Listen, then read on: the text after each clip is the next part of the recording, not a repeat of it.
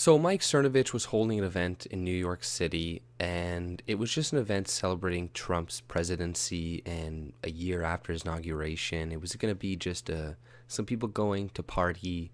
There was going to be some comedians there, entertainment, drinks, the whole works. And obviously, people on the right can't even do that without having protesters show up and attack people, like what happened. There was a 56-year-old man who was punched, strangled, later had to go to the hospital, and there was a couple other people attacked too.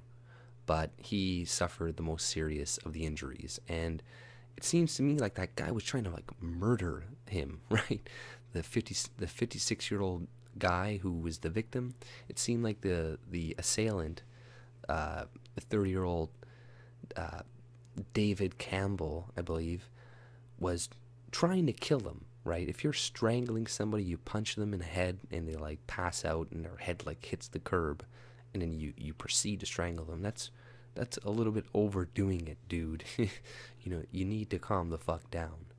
But sure enough, the media is labeling this event as an alt-right gala. And if you know anything about Mike Cernovich, you know that the alt-right essentially hates him. They troll him all the time. He doesn't hate Jewish people or anything like that. He is not a part of the alt-right. If anything, he's the alt-light. But the media and all these people, they always put these two together because they're trying to subtly justify the attacks that happened to these people. So whenever it's like just a free speech event, something like this, that has nothing to do with the alt-right, these people, if there's somebody being racist at their event, they kick them out. But nonetheless, they label as alt-right. These events get attacked by Antifa, and then people are like, oh, well, that's what these people get. That's what they deserve. And it's like, man, Chelsea Manning herself showed up to their event, crashed it, and was not attacked at all. And she is so far left, such a fucking SJW, says the most ridiculous things, has called for attacking people on the right, essentially. So her walking in there, being completely safe, but is like Mike Cernovich walking in the middle, or Richard Spencer walking in the middle of like a big black bloc or Antifa group.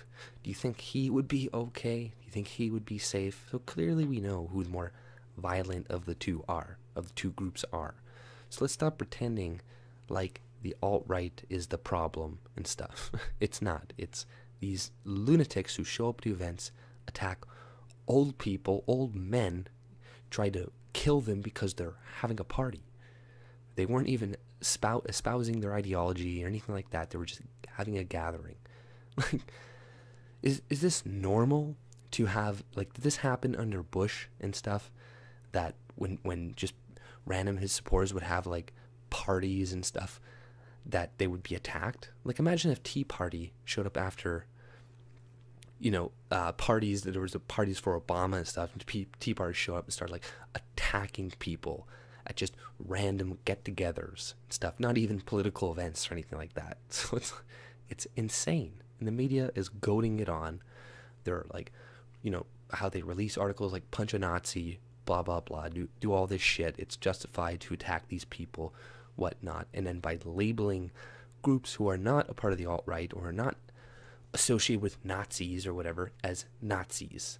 So there are, according to Twitter, according to this like professor who is doing research on alt-right people on Facebook, apparently there's 400,000 Nazi accounts. It's like that's bullshit. There's not that many there, so you're mislabeling a lot of conservatives. Anybody who's like, no, I don't want Sharia law, or I believe in Christian values and stuff like that, they're like, these are alt-rights. Right? So it's just a way for them to divide the country more, right? And it's just divide and conquer strategy, lump all these people in, guilt by association.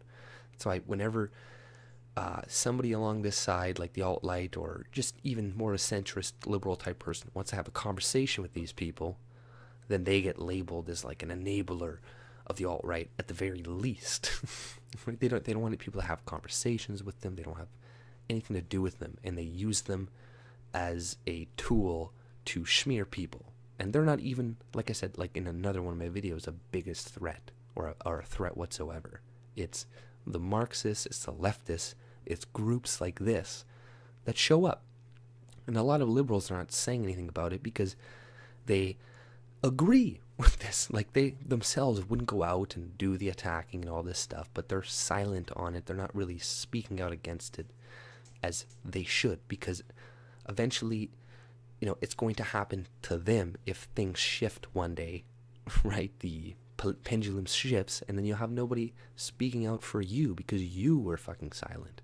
Then when you get attacked, nobody's going to be like, hey, you should not do this and stop that, right? So, it's up to liberals to talk some sense into some of these Antifa people too, because they are on your side. They're more likely to listen to you. So, calm your side, get a hold of these fucking whack jobs, and tell them to stop showing up at events and disrupting it. Like, this costs a lot of money too, if people don't realize. Like, every time they're showing up to people just having get-togethers, like, that involves a lot of money. That involves people, police having to show up, all this shit. So they're just costing your city more money protesting people who are doing nothing wrong. So, that's all I pretty much had to say. If you like my content, subscribe and have a good day. See ya.